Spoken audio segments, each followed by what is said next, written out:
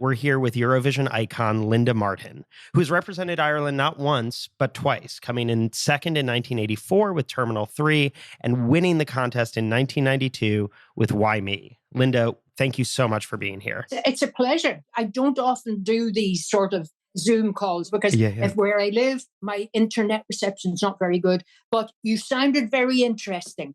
Oh, good. Charlie. Yeah, I think to myself, if Charlie puts this out in America, maybe we'll end up over there. Maybe there'll be a Eurovision night in New York or something like that. Oh my God. That would just warm my heart. Absolutely. It would save us on some flights, I'll tell you that. Linda, could you first talk a little bit about your early relationship to Eurovision? I was singing in a band part-time because I was at school. And Donna won in 1970. And I remember watching her performance and I just thought to myself, I want that. So that's where the Eurovision came into my mind. And then I tried for many, many years. It didn't work out until Terminal 3 in 1984. Donna had so many number one records. She was a big star. When I read that you guys were friends, it was amazing to me. There's a real community. You know something, Charlie? We're all very friendly. I mean, it's incredible. The people we know through the Eurovision years. And I meet them in airports and things like that. And I wouldn't be that close to them, but everybody seems to know everybody else. Can you talk a little bit about Chips? Yeah, I was at school and I had no money. And I saw an ad in the paper and it said they wanted a girl to sing in an established band. And I just went along for an audition and I got it. So we used to work on a Saturday afternoon in an old dog pound, which had been converted into a club. I thought I'd hit the big time because I was working on a Saturday afternoon, but my father wasn't having any of it. That band was Chips. We were the first band in Ireland to have two female singers. Up until then, the show bands had brass sections. And they are fabulous now, fabulous. But this was something completely different. And we specialized in 6-part harmony. We did Mamas and Papas, Fifth Dimension, all things like that.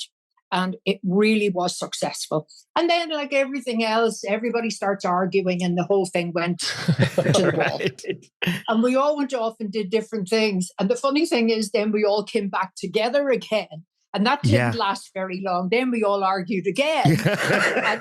Can you talk about what it was like when I Killed a Man came out? It seems like there was a fair amount of controversy with the song.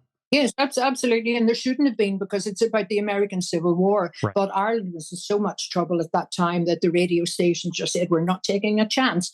And they wouldn't play it. But there was an English guy who went on to record it and somebody in America recorded it as well. I still think it's a fabulous song. So you, I think, hold the record for the number of times that anyone's competed in Ireland's National Song Contest. We're going to talk a lot about the times you won the national final.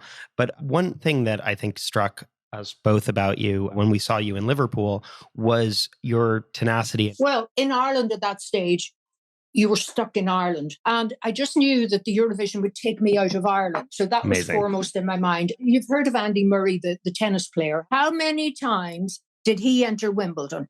Or if a footballer doesn't score in the first game he plays, do you sack him? You've got to keep on trying. And I knew it would work out eventually. And thanks to Johnny, it did. That brings us first to Terminal 3. Tell us how that song came about and what it was like working with Johnny Logan. So I'd known him a long time.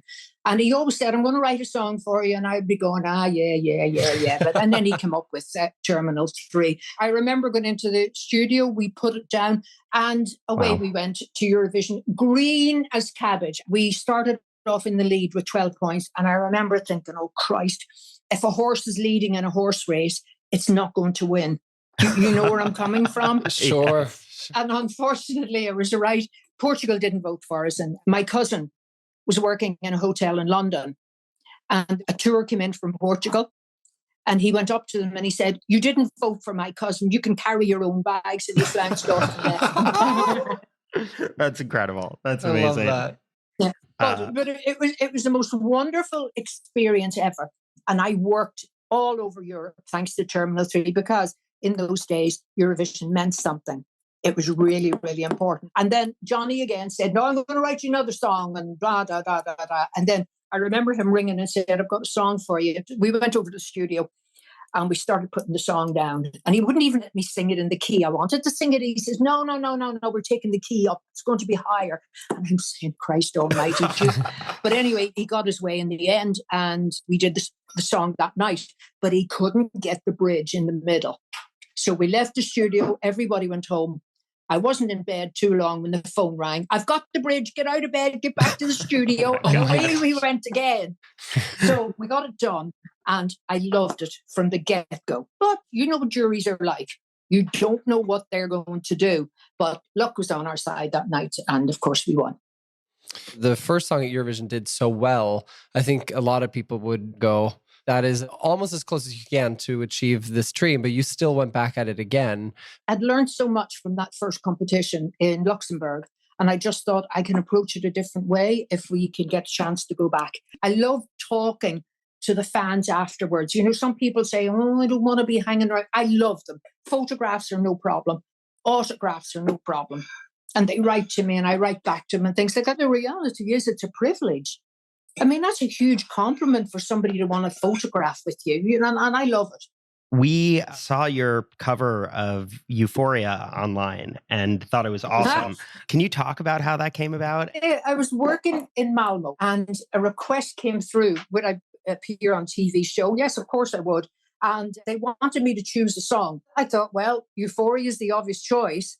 And they had a band there backing me, and they were like the Gypsy Kings. Like they weren't a pop band or a rock band. I thought, oh, Lord, save us, how are we going to do it? But I got the key sorted out. And I actually thought that they did a really good job. And I think you have to keep your ears open for all sorts of music, because we're used to what's here in Ireland with the Irish music. And I've got friends in Turkey, and their music, when I initially started working there in the 80s, it was alien to me. But I sort of recognize Turkish music now. And you just have to keep your mind open and your ears open. To talk about that performance at Euro Club, can you talk about what that night was like from your perspective? I really did enjoy that gig. It was electric. You could feel the energy coming off the audience. Yeah. It was brilliant. I would have been on stage longer, but they wouldn't let me. They just said, no, that's all we want. That's all we want. And Jedward were there, of course. And I know Jedward very, very, very well. I did pantomime with them for 3 years. Oh my I was God. in Azerbaijan with them as their mentor. They're lovely. They're nuts, but they're lovely. What do you think makes a good Eurovision song? If you gave me a choice of what sort of a song to sing, I'll go for a ballad. Ballads cross right over. They'll appeal to the granny in Hungary. They'll also appeal to the young fella in Spain. You've got a lovely ballad, beautifully presented, with nice lyrics. You're on a winner, I think. Pop songs in Eurovision, it has to be verse, chorus, break, chorus, key change, chorus. That's just the way it works. And you need to get a good dancing beat behind it. It's a twofold problem. It's the songs to begin with, and it's finding the artists that are actually going to sing them and perform them.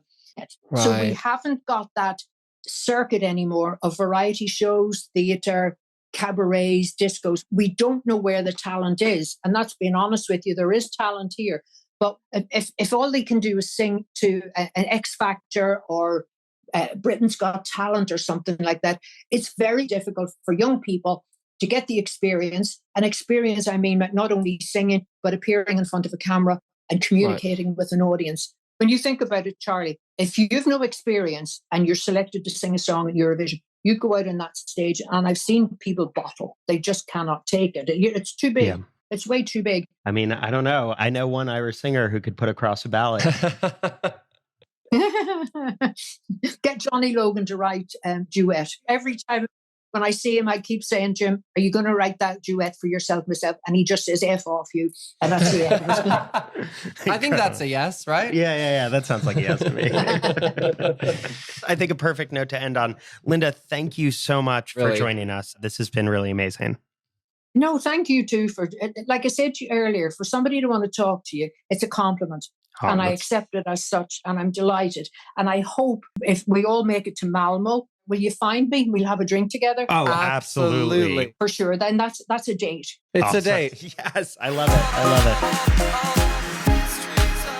All the mysteries of the Euroverse.